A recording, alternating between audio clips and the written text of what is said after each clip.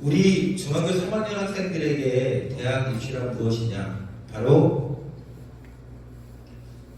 테러가 없는 막다른 절벽이다. 끔찍한 표현이죠. 자, 왜 그러냐? 우리 학생들이 이제 3년 후면 고등학교 3학년이 되고 좋은 학식이나 대학 입시를 치러야 되는데, 그때 우리 애들은 무조건 수시로 합격을 해야 돼요. 정시도 안 되고요, 재수도 안 된다는 겁니다. 이거를 느껴야 돼요. 이거를 오늘 이 시간에 이것만 확실하게 내가 난 정말 무조건 수시로 가야 되는 거구나 라는 것만 느끼면 성공한 겁니다. 그렇지 못한 애들과 차이가 엄청나게 크게 벌어질 거예요. 자, 그 이유를 설명을 드립니다.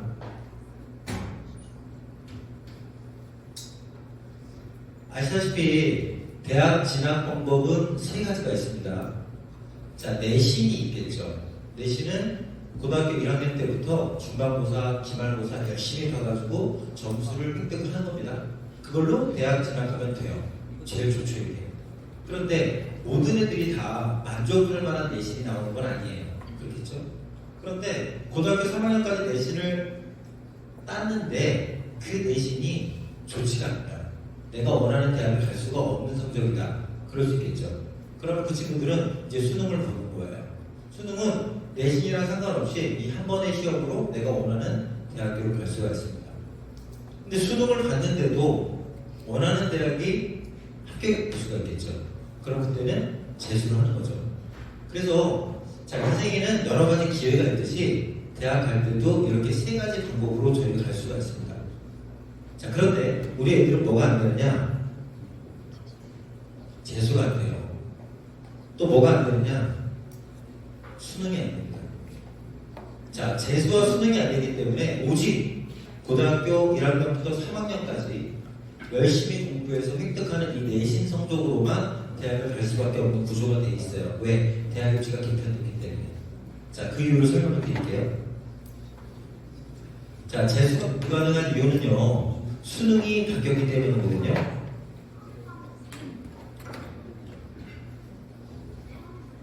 자, 수능이 어떻게 바뀌었느냐? 우리 애들이 이제 고등학교 3학년이 돼서 곧 수능입니다, 이건. 그리고 여러분들의 후배, 우리 후배들은 이 수능을 봐요. 수능이 바뀌어요. 그러면 지금 수능은 어떻게 되느냐? 우리 애들은 이렇게 봅니다. 국어 같은 경우에 세 과목을 보게 되는데 독서랑 문학은 공통으로 봅니다. 그리고 화법과 작문과 언어와 매체 중에서 나한테 저 적성에 맞는 거를 골라서 한 과목을 더 봐요. 총 세 과목을 보는 거예요. 주로 공부를 잘하는 애들이 언어와 매체를 보고요. 좀 국어가 좀 떨어지는 애들이 화법과 작문을 봐왔어요. 통상적으로. 근데 이게 우리 후배부터는 어떻게 되느냐? 여기 있는 것들이 다 공통으로 들어갑니다. 어떤 문제가 발생하겠어요? 나는 고등학교 3학년까지 언어와 매체를 공부해 왔단 말이에요. 그런데 그 다음 연도의 수능에는 화법과 작문도 수능에 들어갑니다. 여러분, 재수라는 게 무슨 장점을 갖고 있나요? 재수의 장점은 뭐예요? 내가 3년 동안 공부한 거 1년 더 공부하는 거죠. 2번 공부하는 거니까 현역 애들보다 당연히 더 점수가 잘 나오겠죠. 그것 때문에 재수를 하는 건데 지금 어떤 문제가 생깁니까? 내가 전혀 배우지도 않았던 화법과 작문이 나오고요. 언어와 매체가 새로운 수능에 나오는 거예요. 그럼 나는 학교에서 배울 수도 없잖아요. 이걸. 학교 다니는 학생이 아니니까. 그럼 혼자 공부를 해야 되는 거예요. 그러니까 불리하죠, 오히려. 자, 수학도 마찬가지입니다. 지금 우리 아이들이 보는 수능은 수학 원투를 공통으로 하고요.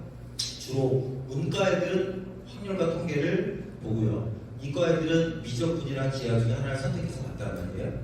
그런데 이게 다음 수능부터는요, 다 들어가 있어요, 이쪽에. 그거 어떻게 될까요?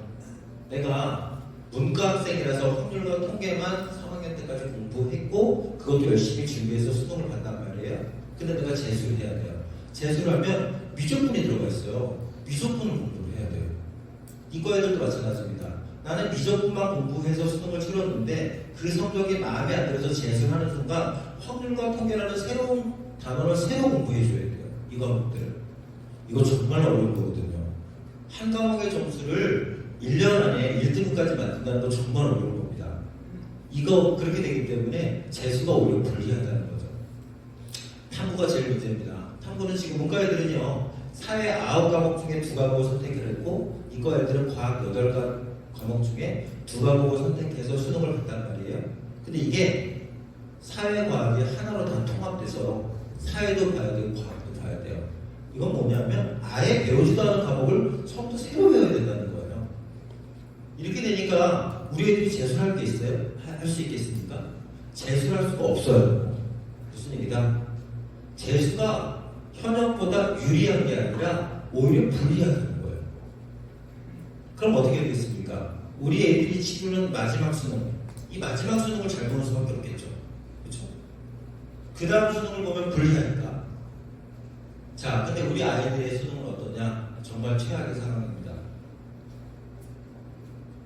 왜 그러냐면 역대 최고의 수능 경쟁률이 발생할 거기 때문에 자, 우리 아이들이 수능을 본다면 지금도 그렇지만 재수생들이 들어오는 거예요. 수능은. 그렇죠? 재수생들이 들어오는데 올해도요. 고3 애들이 28만 명이 수능을 받고 N수생들, 재수, 삼수, 사수하는 애들이 12만 명입니다. 엄청나게 많아요. 3분의 1이 재수생들이에요. 근데 고3 애들은 수능을 얼마나 공부하고 볼까요? 아무리 공부를 안 하는 애들도 중간고사, 기말고사 준비를 하잖아요. 그렇죠? 그러면 중간고사, 기말고사는 언제 끝나느냐? 고등학교 3학년 6월달 말, 7월 초에 끝납니다. 그때까지는 수능 준비하기가 어려워요, 현실적으로. 왜냐하면 계속해서 시험이 있으니까. 그러면 7월달부터 시작해가지고 수능이 11월이니까 7, 8, 9, 10, 11 5개월 동안 준비를 하고 보는 거예요, 애들이. 고3 애들은 5개월 공부하고 보는 것이고요. 재수생들은 어떻습니까? 고등학교 3학년 때 5개월 준비했죠. 그리고 1년 동안 더 준비했죠. 12개월. 그러니까 17개월을 준비하고 보는 거예요. 삼수생들은 12개월을 더 하니까 20개월이 넘게 29개월 동안 준비를 하고 수능을 보는 겁니다. 애초에 수능이라는 이 제도는 현역 애들한테 불리하게끔 짜여져 있는 거예요. 그렇지 않다면 누가 재수하고 삼수를 하겠습니까? 그렇겠죠? 그래서 애초부터 수능은 현역 애들한테 불리한데 이번에는 어떤 문제가 발생을 했느냐? 수능이 변경된다고 했잖아요. 자, 그러면 우리 고3 애들한테만 마지막 수능일까요? 재수하고 삼수하는 애들도요, 그 다음 수능부터는 자기가 공부한 거랑 다르게 시험 문제 나온다니까요. 그럼 얘네들한테도 마지막 수능인 거예요.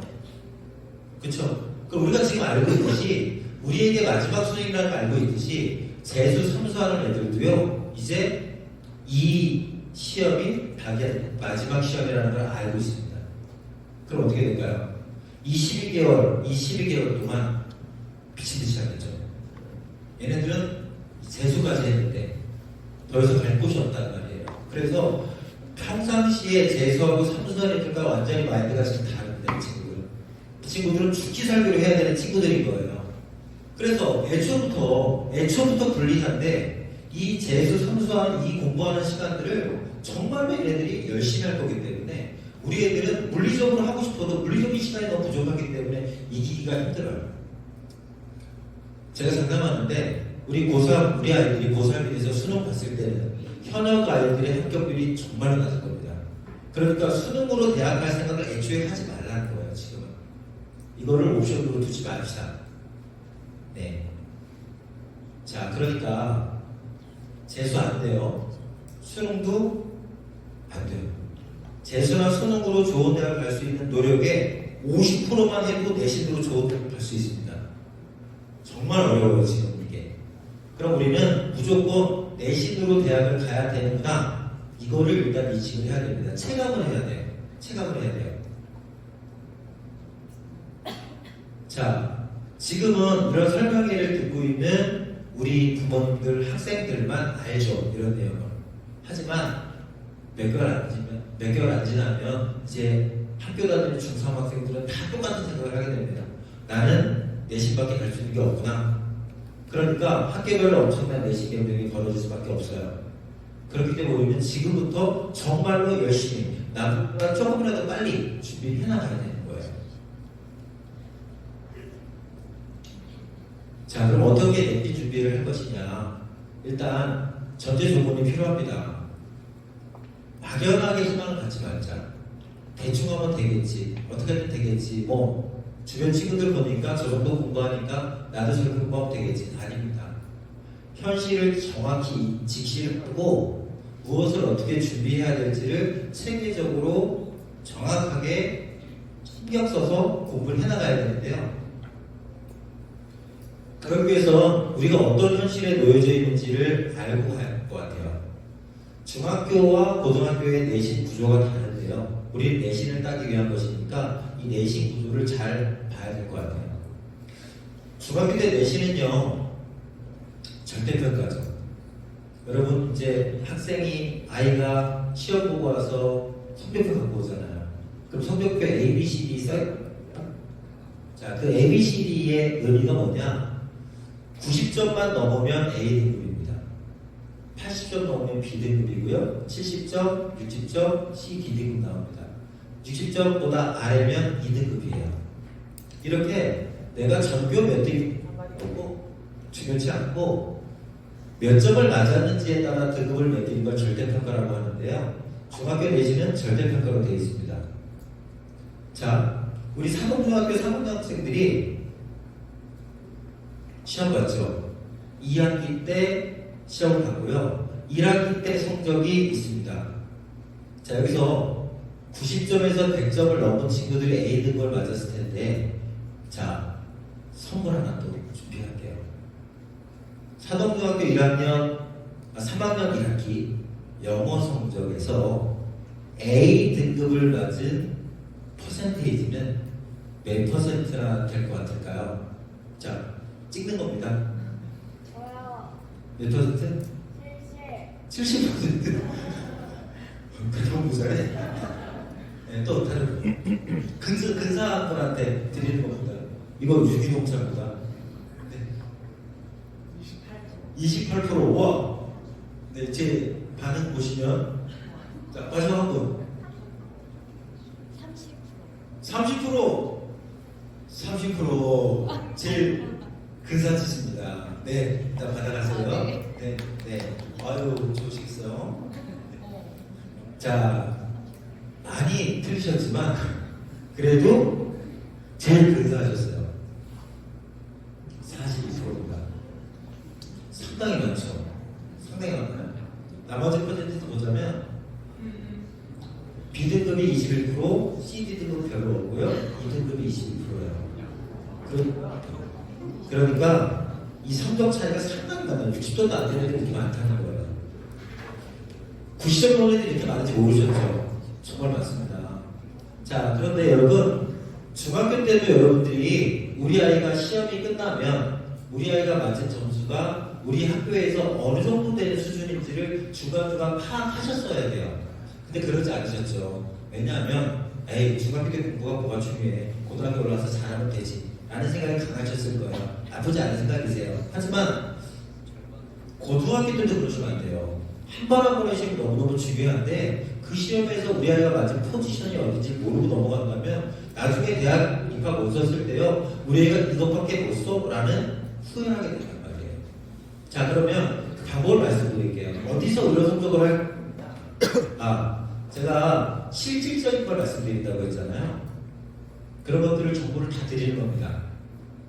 자, 네이버에 학교 알림이라고 치시면 이렇게 뜨거든요. 한번 들어볼게요. 우리 애가 고등학교 올라가면 그 고등학교에서도 똑같이 하시면 돼요. 인터넷 좀 켜주세요. ESC 누르시면 됩니다.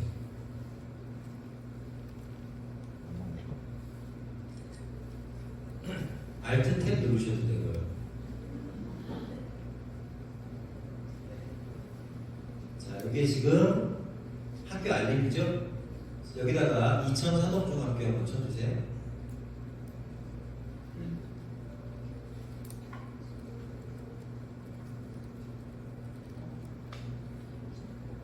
네.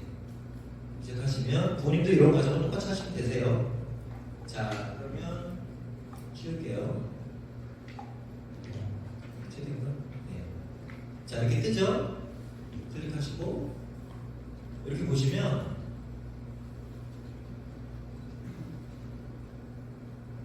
이제 새 창으로 열렸네요.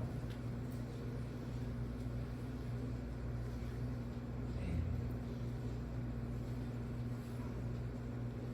네.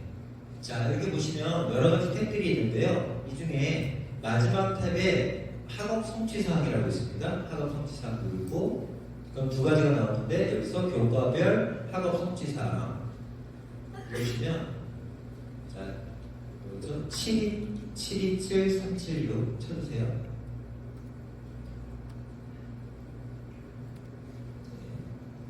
자, 이러면 이렇게 교과별 학업 성취 사항이고요.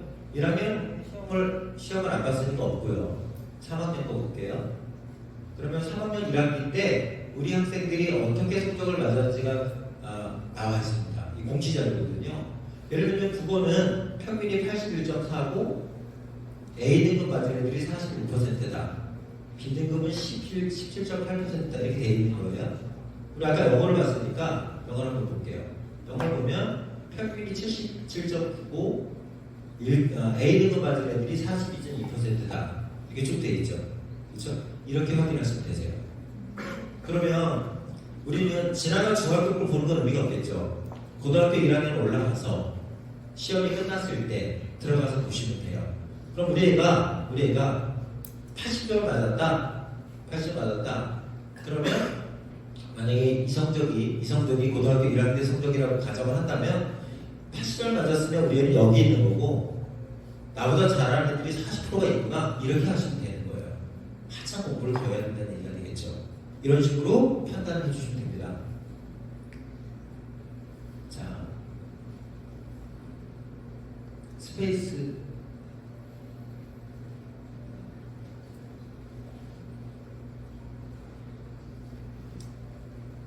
자, 그래서요. 요게 지금 자, 이런 퍼센티지가 그렇게 해서 나온 겁니다. 근데 우리 아이는 고등학교에 올라가서 이제 내신을 치러야 되는 거잖아요. 근데 고등학교는 상대평가입니다.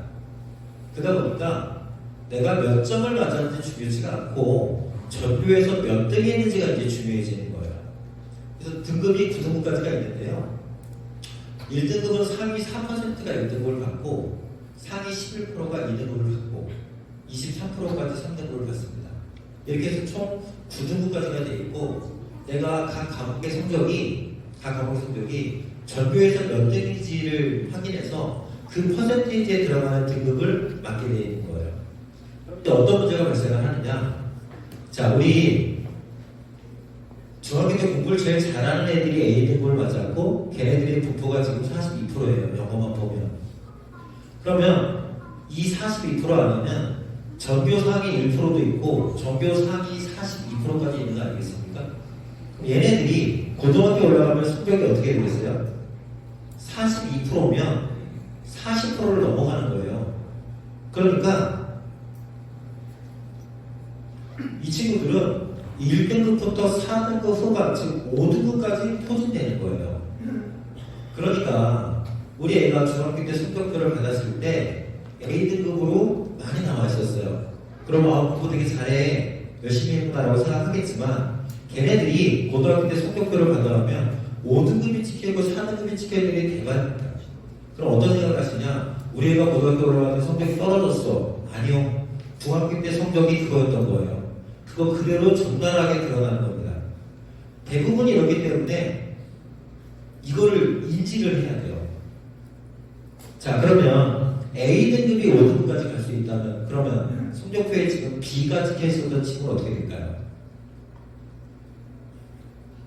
둘이 더하면 63%예요. 하위 63%면요 60%를 넘어서 여기까지입니다. 그러면 B등급으로 많이 찍혀있었던 친구들은 고등학교 올라가면 5등, 6등급의 성적표가 찍혀있어요. 그러니까 기가 차겠죠. 본인들 입장에서. 하지만 어쩔 수 없어요.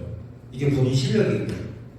그렇기 때문에 A등급 있고 B등급 있었으니까 우리 애는 잘하고 잘하니까 못해도 2등급이나 3등급은 나오겠지라고 생각하면 너무 큰 착각입니다. 자, 현실이 이렇기 때문에 이 현실을 일단 잘 인지를 하자라는 말씀을 드린 거고요. 자, 그러면 고등학교 때 이제 공부를 했어요. 중간고사 봤어요. 성적이 나왔어요. 그래서 여기 있는 등급 중에 몇 등급을 과목별로 맞았겠죠? 자, 대학은요, 평균 내신으로 가는 겁니다. 영어 성적 하나로 가는 거 아니고, 수학 성적 하나로 가는 거 아닙니다. 평균 성적으로 가는 거예요. 국어, 영어, 수학, 사회, 과학, 한국사까지 기본적으로 이 6개의 과목의 평균으로 가는 거고요. 상위권 대학으로 가면 갈수록 전 과목을 다 반영합니다. 자, 그러면 한번 볼게요. 만약에 우리가 중간고사를 봤어요. 그래서 국어는 전교 3등을 했어요. 국어 점수가 80점인데 그 80점이 전교 3등 점수예요. 자, 그럼 250점 중에 내가 3등을 한 거잖아요. 그럼 내가 몇 등급 맞을까요? 상위 4%까지가 1등급이라고 했잖아요. 자, 이거 빠르게 대답하실 분에게 선물 드릴게요. 250명에 4%면 몇 명일까요? 12명이요? 4%. 10명. 맞습니다. 네. 멀어서 잘 안 보였을 거라고 생각해요. 네. 그래서, 네. 10명입니다. 그러니까, 전교 1등부터 10등까지는 몇 등급? 1등급인 거예요. 전교 11등 되는 순간 2등급입니다. 그러니까, 국어가 내가 전교 3등의 성적이 나왔으면 얘는 1등급이죠. 얘는 1등 성적이 1등급 나와요. 자, 얘도 8등이니까 1등급 나오죠. 수학 성적이 전교 10등 나왔다? 그럼 1등급이에요. 근데 11등이 됐다, 사회는. 그럼 2등급입니다, 이때부터. 2등급은요, 250명 중에 상위 11%까지니까 250대 11%면 몇 명인가요? 한 27등 정도 되겠네요. 20까지. 27, 26등이니까 여기까지는 다 2등급인 겁니다. 우리가 이렇게 성적을 받았어요. 자, 그러면 평균 등급 몇 등급일까요, 얘가? 어떻게 해야 되겠어요, 이거? 이거 다 더해서 6으로 나누면 나오겠죠, 그렇죠? 6으로 나누면 안 나눠도 나오죠, 이거는. 몇 등급이겠어요? 그렇죠, 1.5등급이죠. 그렇죠? 1.5등급이 나온 겁니다. 매 시험을 볼 때마다 학생은 자기 일이니까, 자기 인생이니까 당연히 해봐야 되고, 부모님들도 해보셔야 돼요. 시험 볼 때마다 우리가 평균 등급 몇 등급이 이걸로 대학가는 거예요, 이걸로. 자, 그럼 1.5등급이 뭐를 의미하느냐? 뭐를 의미하느냐? 이건 안 하겠죠. 1.5등급은 뭘 쓰는 거냐, 도대체. 자, 그걸 말씀드릴게요. 자, 내가 1.5등급으로 어느 대학을 갈 수 있는지를 알려고 지금 하는 거죠. 그래야 내가 지금 1.5등급인데 내 목표는 연세대학교인데 연세대학교 갈 수 있나 없나?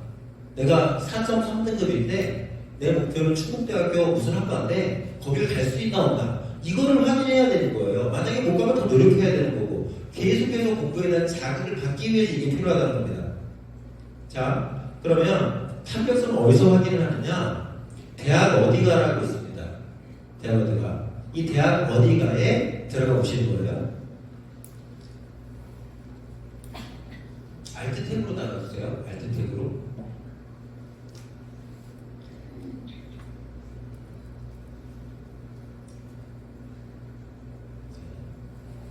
자, 이게 바로 대학 어디가 사이트인데요. 자, 여기에 대학 학과 전형이라고 있습니다. 여기에 자, 서울대학교 한번 제가 들어가 볼게요. 서울대학교 검색. 자, 우리 남서울대학교 갈 거 아니죠? 서울대학교 가야 됩니다. 자, 서울대학교. 자, 들어가면 자, 이런 탭들이 있는데요. 이 중에 전형 평가 기준이라고 있어요. 전형 평가 기준. 이걸로 들어가 봅니다. 자, 그러면 이 서울대학교의 학생을 어떻게 뽑았는지를 볼 수가 있는데요. 자, 수능으로 뽑기도 하고 학생부 교과전형으로 뽑기도 하고 학생부 종합전형으로 뽑기도 했다. 요 세 가지로 우리는 뽑았다 이겁니다. 학생들을. 수능이 뭔지 아시잖아요. 그렇죠? 수능 성적으로 학생을 뽑았다. 근데 학생부 종합전형으로 뽑고 교과전형으로도 뽑기도 했다는데 이게 뭔지를 모르시는 분들도 계실 수 있어요. 간단하게 설명을 드릴게요. 이거를.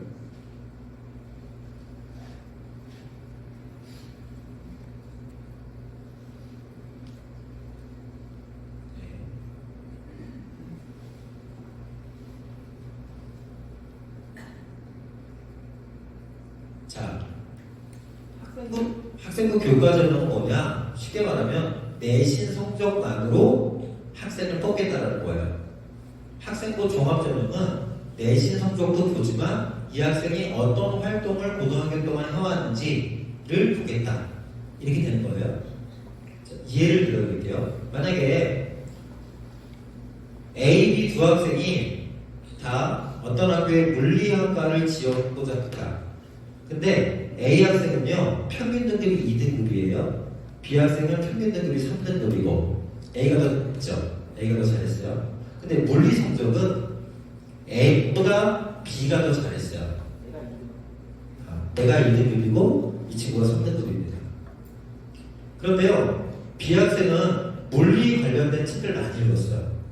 동아리도 물리랑 관련된 동아리 생활을 열심히 했고요. 물리 관련된 활동도 열심히 한 것들이 학생부 기록에 꼼꼼하게 다 나와 있습니다. 근데 얘는 그런 걸 안 했어요. A 학생은. 자, 이 두 가지 학생이 만약에 학생부 종합 전형으로 똑같은 학교에 지원했다. 물리학과에 지원했다. 그럼 누가 붙을까요?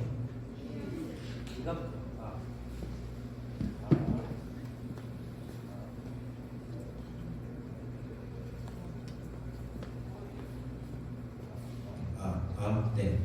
자, 이렇게 되면 B학생이 붙습니다. 왜? 학생부 종합전형이라는 것은 내신도 보지만 이 학생이 물리학과라는 우리 학과를 오기 위해서 어떻게 준비를 해왔는지를 평가하는 거거든요. 그래서 이 학생이 붙어요. 그런데 이 두 학생이 만약에 학생부 교과 전형으로 지원하면 누가 붙을까요? A가 붙어요. 학생부 교과 전형은 다른 거 하나도 안 봅니다. 평균 등급만 봐요. 이거 안 보여요. 하나도. 그럼 얘는 2등급이고 얘는 3등급이니까 A 학생이 붙는 거예요.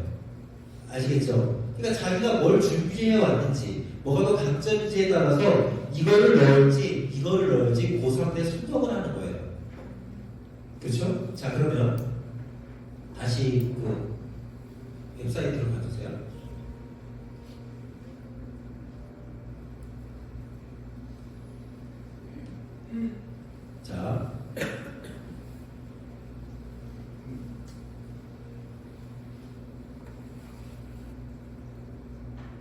자, 이제 이게 보이시죠? 자, 수능이 있었고 이 두 가지 중에 우리 대학교는 여기서 몇 명을 뽑고 여기서 몇 명을 뽑은 걸 보여줄 겁니다. 학생부 교과전형 들어가 볼게요. 교과전형은 내신 성적으로만 뽑는 거죠. 자, 올해 입시 결과입니다. 해당 사항 없었습니다. 이게 무슨 얘기일까요? 학생부 교과전형으로 한 명도 뽑지 않는다. 서울대학교는요 내신 성적 높은 애들 한 명도 뽑지 않아요. 다 뭐로 뽑는다? 학생부 종합전형으로 뽑습니다. 그러니까 내 목표는 서울대학교인데 나는 내신 성적만 계속 올리고 있었어. 그것과 관련된 활동 하나도 안 했어. 물리학과든 어디든 그런 그 활동을 준비해야 하는데 하나도 안 했어요. 그럼 나중에 서울대학교 갈 수 있나요? 못 가요. 안 뽑아줘요 그런 애들을. 그래서 우리 이천에 있는 학생들이 서울대학교를 못 가는 거예요. 왜? 이거를 고3 때 알아요. 뭘 준비했어야 될지 모르고 있는 상태에서 준비하다가 내신만 따다가 대학교 원서 쓸 때 보니까 뭐야? 나는 쓸 수가 없네? 이렇게 되는 거예요. 그래서 학생부 교과 전형이 아니라 종합 전형을 준비해야 돼요. 서울대학교가 목표인 학생들은. 자, 그럼 종합 전형의 결과를 한번 볼게요. 자, 결과를 보면 이렇게 뜨죠? 자, 인문계열에서 또 역사학부에서 우리 학생들은 어떻게 뽑았는지 보여줍니다. 최종 등록자 교과 성적 학생부 등급이라고 되어 있고요. 50% 컷이 있어요. 50% 컷은요, 우리 합격생이 10명이면 10명 중에 5번째 있는 학생의 성적인 겁니다. 걔가 1.32 등급으로 들어왔다 이거죠. 70% 컷은요, 10명 중에 7번째 학생들, 7번째로 들어온 친구가 1.42 등급이라는 겁니다. 70% 컷까지는 들어와야 합격이라고 볼 수 있어요. 그러면 서울대학교 인문계열에 내가 들어가려면 1.42 등급을 맞아야 되는구나 라고 할 수가 있는 겁니다. 그럼 제일 높은 학과가 어디겠어요? 당연히 의대겠죠. 의예과 한번 찾아볼게요. 자, 수의예과가 1.11이고요. 약학이 1.19, 의예과가 1.09입니다. 1.09 등급이 가장 높은 거예요. 그러면 서울대학교는 1.09등급부터 제일 못하는 학교가 어딜까요? 보통 간호계열이겠죠? 간호학과? 간호대학이네요. 간호대학 1.97입니다. 그러니까 서울대학교에 내가 지원하려면 내신 등급이 1.09부터 1.97 안에 들어야 되는 거구나 라는 겁니다. 그러면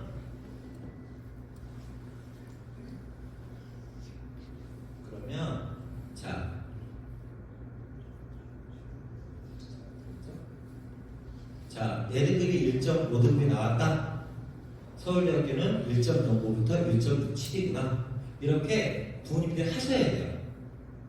학생도 자기 걸 표현을 만들어 봐야 됩니다. 연세대학교는 어떻게 되느냐? 자, 연세대학교는 1.16부터 1.97까지 되어 있고요. 그리고 고대는 1.18부터 2.05입니다. 자, 최상위권 대학 세 군데가 이렇게 되고요. 그 다음에 몇 가지를 제가 샘플을 갖고 왔습니다. 다 증명되고 조사해서 만든 거예요. 서영고 다음에 누군가요? 서성관이죠. 서강대, 성균관대, 한양대 중에 대표적으로 성균관대를 갖고 왔고요. 그 다음에 중경외시겠죠. 중앙대, 경희대, 외대, 시립대 중에 경희대 거 가져왔고요. 그 다음에 건동수기겠죠. 건국대, 동국대, 숙명외대, 홍대. 자, 이렇게 해서 갖고 왔습니다. 그 뒤에 이제 세종대 라인이 되겠죠.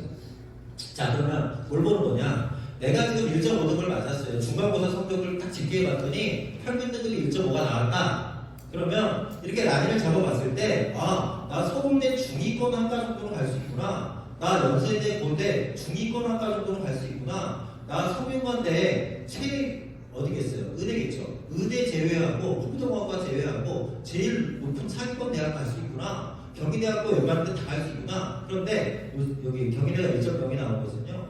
여기는 의대인데요. 경희대가 그 수능 체제가 좀 낮아서 내신 등급은 되게 높은데 수능이 잘 안 나오는 지방권 학생들이죠. 그런 애들이 대거 지원합니다. 경희대. 그래서 얘네들은 거의 전교 1등을 그냥 혼자 독식한 친구들, 그런 친구들이 지원을 하기 때문에 높은 거예요. 그 다음에 건국대 이렇게 되겠죠. 그럼 내 성적이 1.5면요, 건국대는요, 가고 싶은 학과 다 갈 수 있는 거예요. 이렇게 평가를 하는 겁니다, 하나하나. 자, 그럼 2등급이 되면 어떻게 될까요? 자, 내가 2등급 맞았다. 그러면, 아, 서영도는 가기 힘들구나. 성과대까지 가기 힘들고, 경희대도 저 아래 낮은 학과밖에 못 가겠구나. 건대는 뭐 중하위권 갈 수 있구나.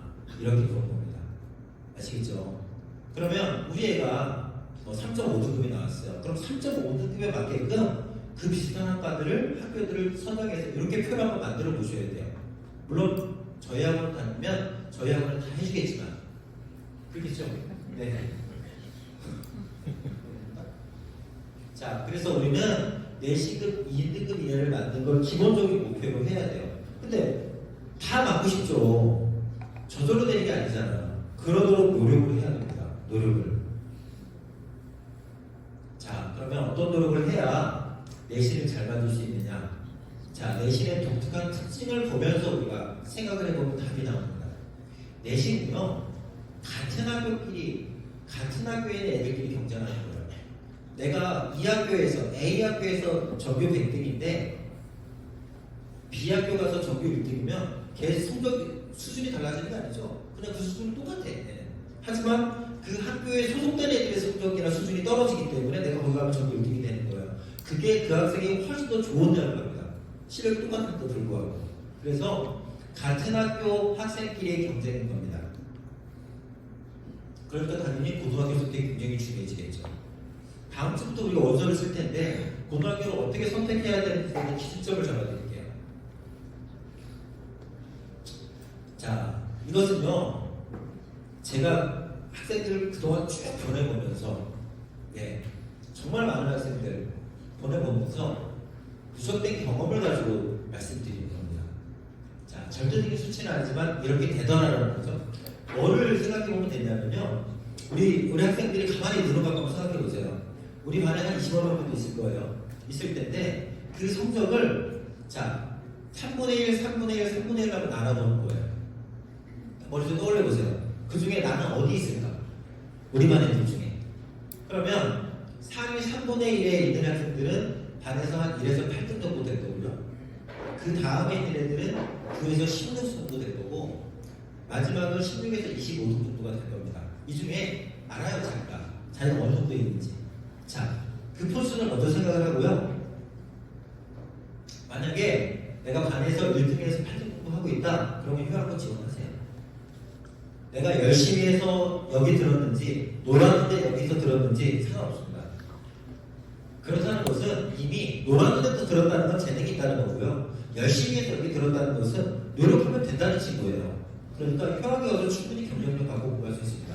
이거는요, 사동중 효양중만 해당되는 거예요. 이천중학교에서 이러라는 얘기 아닙니다. 우리는 여기이기 때문에 휴학교를 가자는 거예요. 그럼 이 그룹 애들은 어떠냐? 이건 좀 고민을 해봐야 돼요. 자, 공부 의지가 있는지 없는지. 이거는 지금까지의 모습이 아니라 내가 지금부터 고등학교에 올라가는 이 순간부터 공부 의지를 갖고 내가 열심히 할 생각이 있는지, 아니면 나는 내 성향상 잠깐 마음먹었다가 결국은 안 될 것 같은데 하는 아이들이 있어요. 자기가 잘 알아요. 또 부모님들도 아이를 오랫동안 키워보셨기 때문에 느낌이 오잖아요.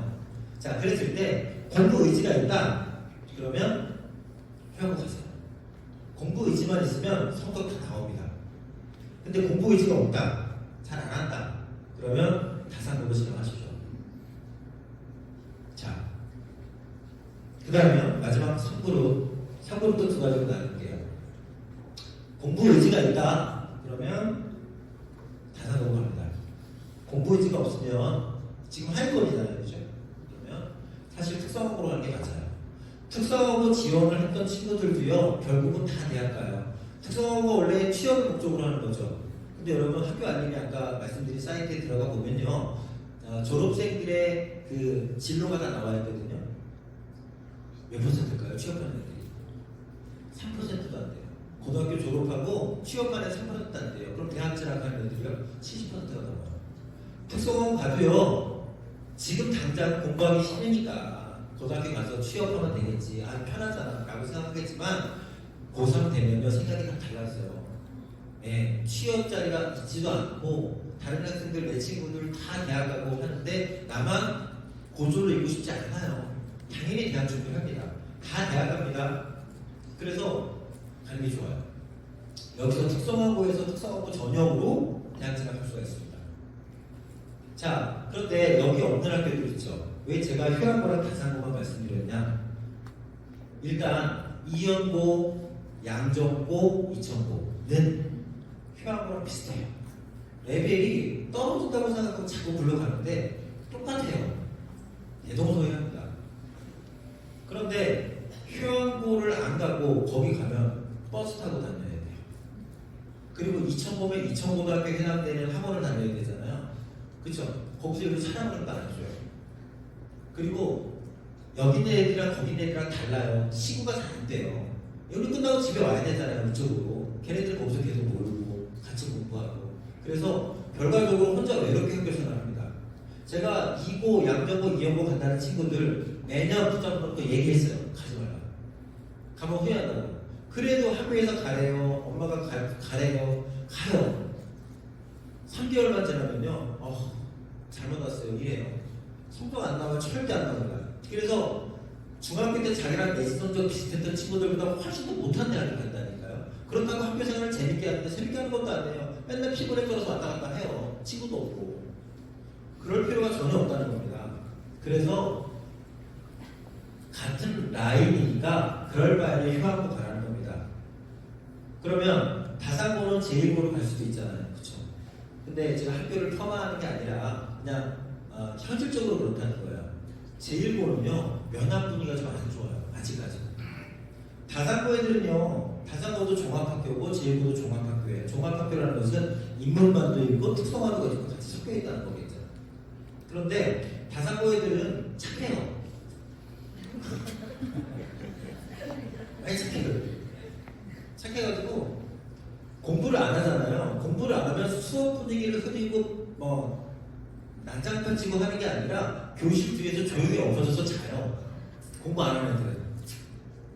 그래서 방해가 안 돼요. 그런 애들이 많으면 많을수록 고마운 거예요, 우리는 사실은.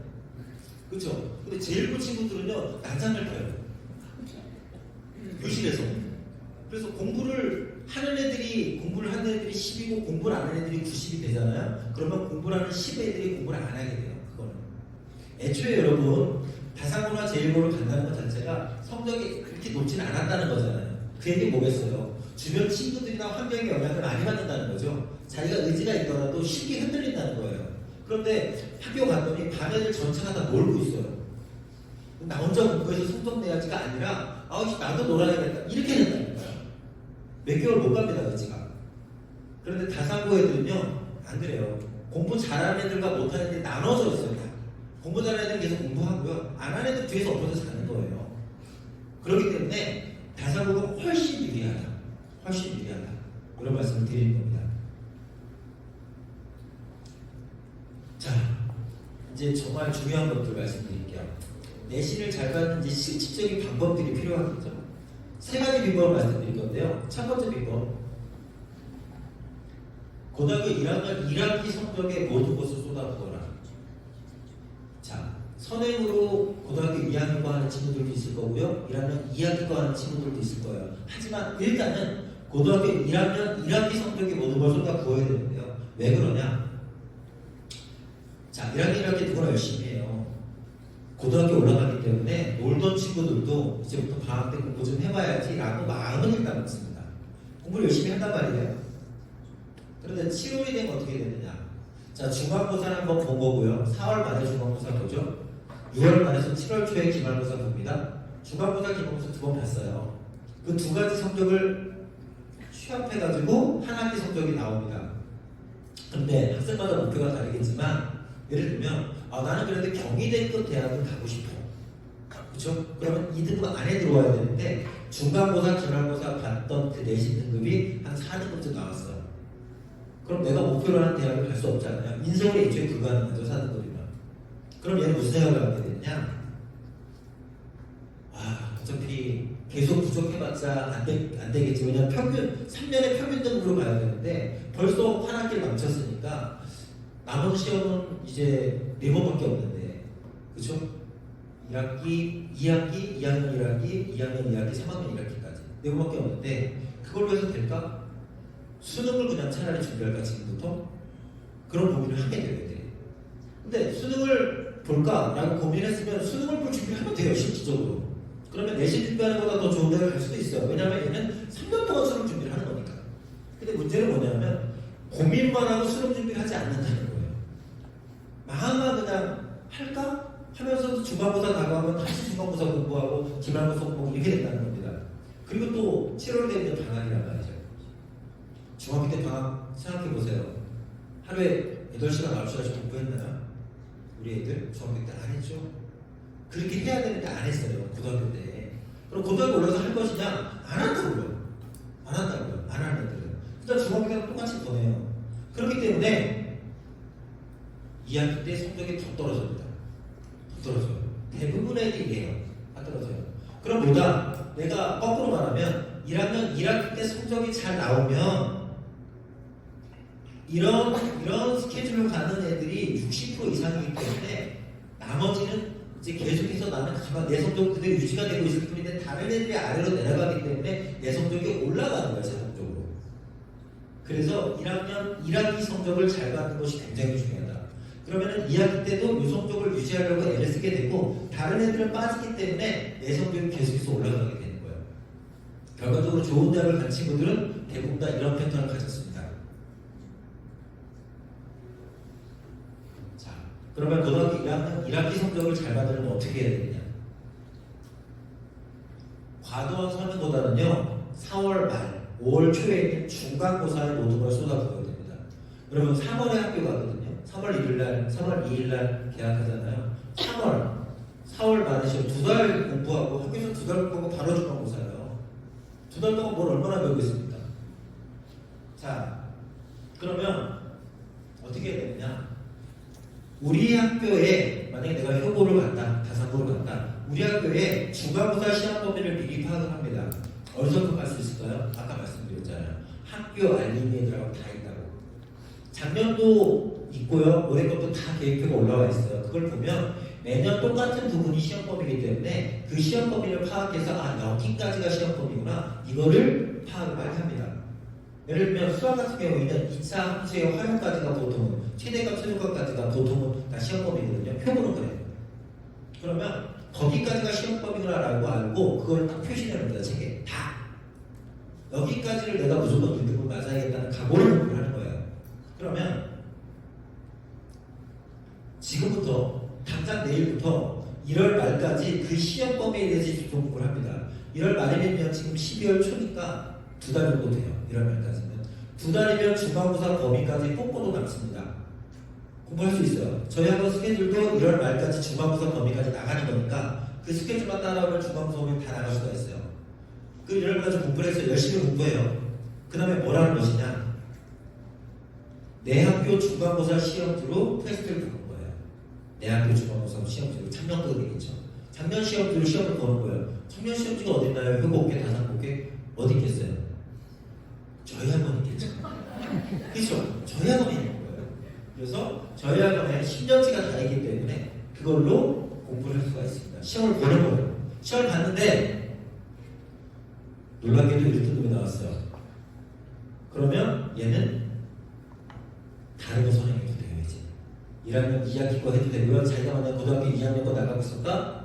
그러면 그거 이어서 공부해도 돼요. 겸해서. 근데 1등급이 안 나왔다. 다른 거 하면 안 돼요. 절대 안 돼요. 그때 가서 하면 돼요. 그거는. 지금 당장 내가 그게 불 떨어진 것은 중간고사에서 1등급을 받는 거예요. 이것들이 누적돼 가는 게 중요한 것이지 먼 것을 미리 준비할 필요가 없어요. 이것도 1등급이 안 나오는데. 그렇죠? 그래서 자, 이런 식의 패턴으로 공부를 해줘야 돼요. 이런 식의 패턴으로. 각 과목별로 모두 이렇게 작년도 시험지를 가지고 평가를 해봐야 됩니다. 자, 내신 잘 가는 두 번째 방법 말씀드립니다. 영어 수학에만 목숨 걸지 마라.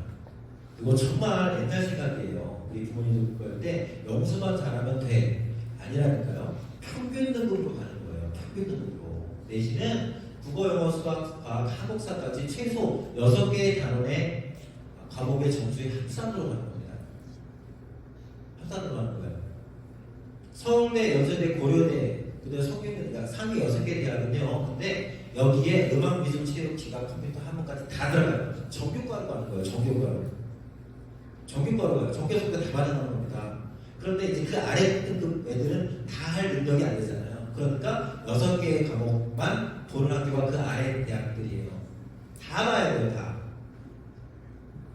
자, 제가 휴학고등학교 1학년에 교육 편집부 갖고 왔습니다. 어떻게 되어 있느냐 말씀드릴게요. 1학기 때 국어 3단이에요. 자, 3단위가 뭐냐면 일주일에 3번 국어를 공부한다는 거예요. 그 다음에 수학 4단이죠. 일주일에 4번 공부하는 거예요. 뭐가 더 중요한 과목일까요?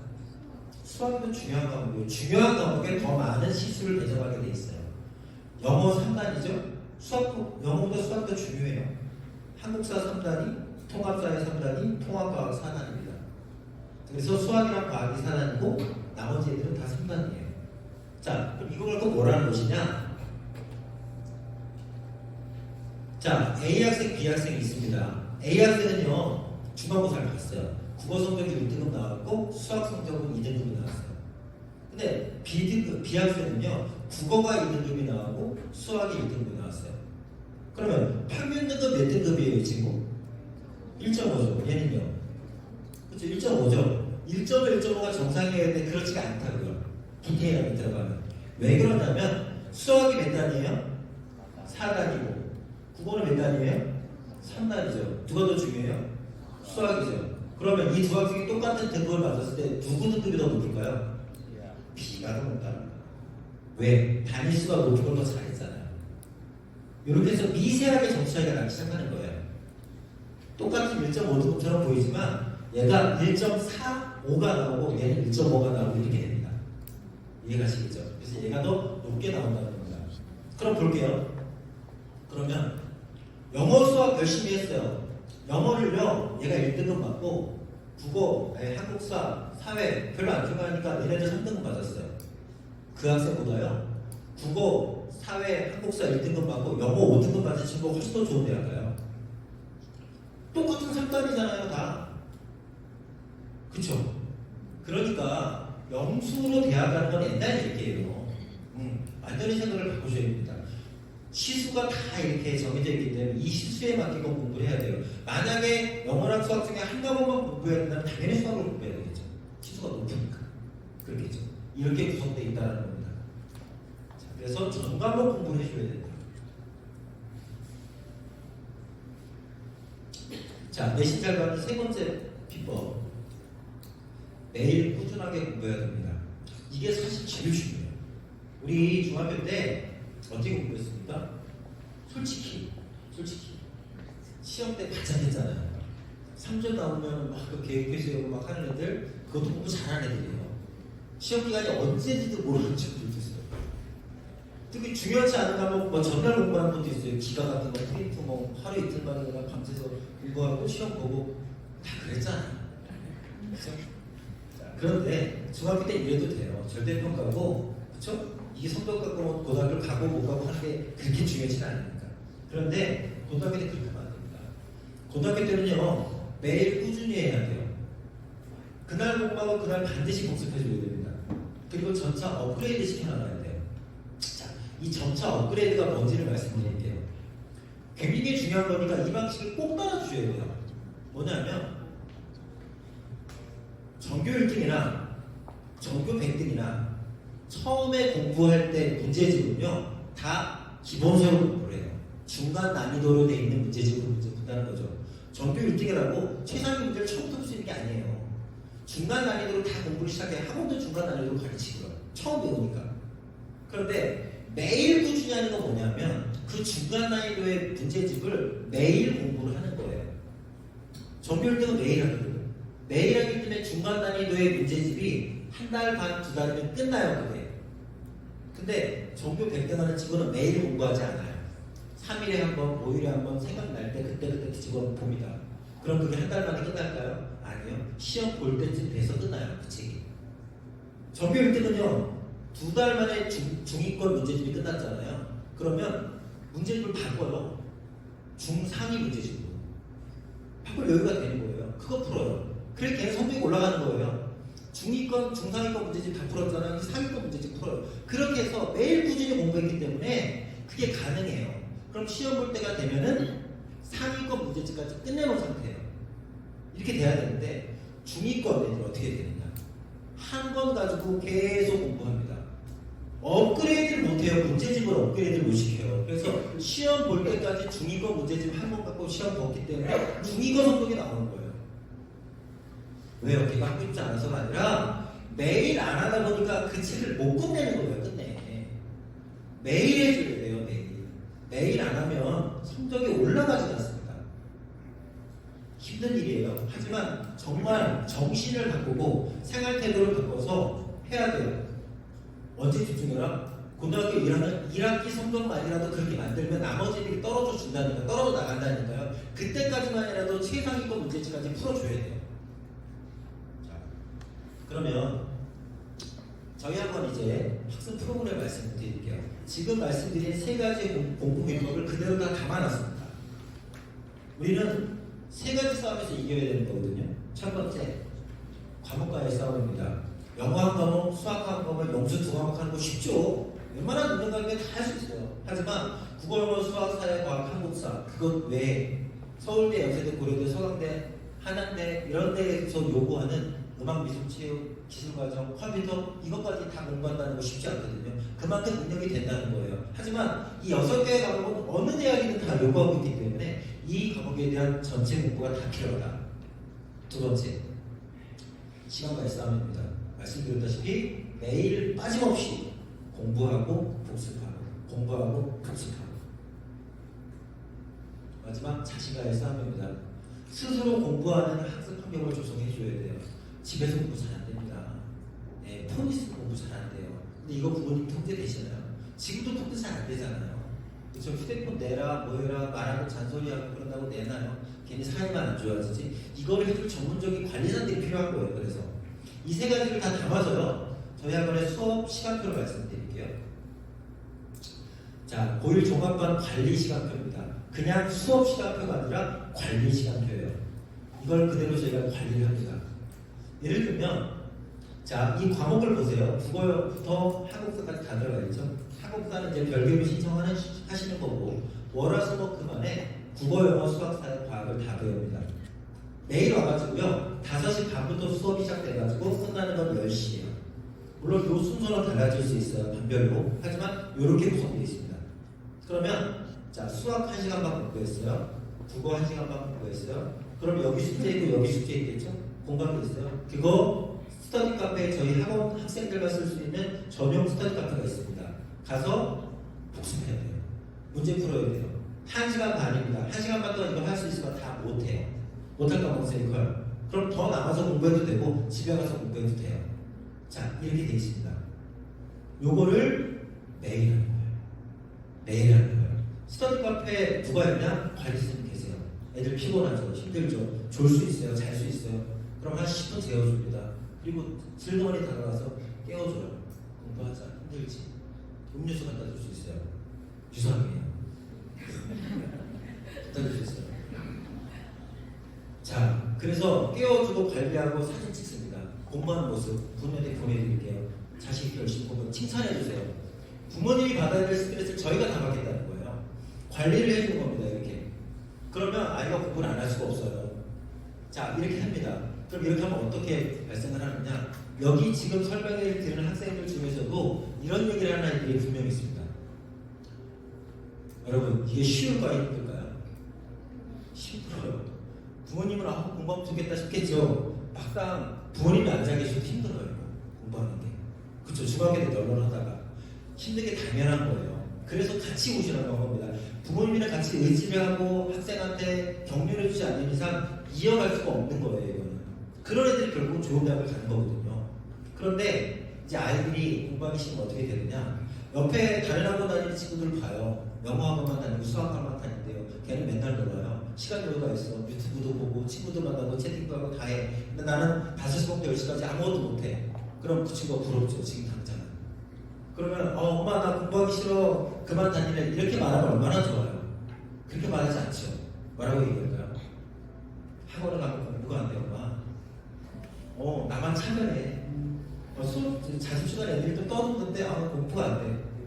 100가지 중에 하나 있는 그 일을 꼬투리 삼아가지고 그거 진실이냐 얘기를 해요. 부모님들은 잘 모르시니까 그래 바꿔줄게. 바꿔주는 거예요. 바꿔주면 공부를 안 해요. 공부를 안 하죠. 공부 안 하려고 그런 얘기 하는 건데 성공한 겁니다. 걔네들에서. 하지만 대학에 성공하지 못해요. 그런 얘기를 하는 애들이 분명히 나와요. 얘기할 것 같아서 제가 지금 말하는 거예요. 네. 들어주지 마세요. 도망가는 겁니다. 도망가는 곳에 천국은 없습니다. 자, 수업료 말씀드릴게요. 자, 저희 학원 것만 말씀드리면 비교가 안 될 것 같아서 제가 주변 학원 것도 같이 한번 비교해서 말씀드리겠습니다. 저희 학원 종합반은요, 국어, 영어, 수학, 사회, 과학을 다 가르치고요. 과목당 17만 원이 됩니다. 그래서 총 수업료가 이제 85만 원이 되는데요. 주변 학원들은 영어, 수학만 보통 단가로 하게 되는데 과목당 35만 원씩 되죠. 그럼 70만 원입니다. 자, 가격 차이가 상당히 나요. 자, 저렴한 업무로 모든 과목을 다 배울 수 있다는 것. 우리는 평균 등급이 중요한 거니까 스터디 카페 비용만 15만 원입니다. 이거 매월 무료로 해줘요. 그것만 있냐? 시간 관리 해주죠. 학습 관리 해줍니다. 학습 플래너까지 다 쓰고 확인하고 사진 찍고 관리해 줍니다. 자, 그렇게 비교해보면요. 매월 80만 원씩 절약이 되는 금액이 되고요. 사정상 종합반을 못 듣고 단가로 들어야 되는 친구들도 있을 수 있어요. 그럼 단가반은요. 영어는 28만 원, 수학은 28만 원, 국사관은 이렇게 계시면 됩니다. 주변 학원들은요. 영어가 보통 35만 원, 수학 35만 원 되고요. 국사관 있지도 않아요. 시내로 가서 배워야 돼요. 시내는 30만 원씩 이렇게 책정이 되어 있습니다. 이거에 비해서도 단가반이 훨씬 저렴하죠. 제가 권장드리는 건요. 고등학교 1학년 중간고사, 기말고사까지는요. 최소한 중간고사까지는요. 종합반으로 수강을 하세요. 왜냐하면 한 번도 안 배워봤잖아요. 학교에서도 아직 수업을 안 하잖아요.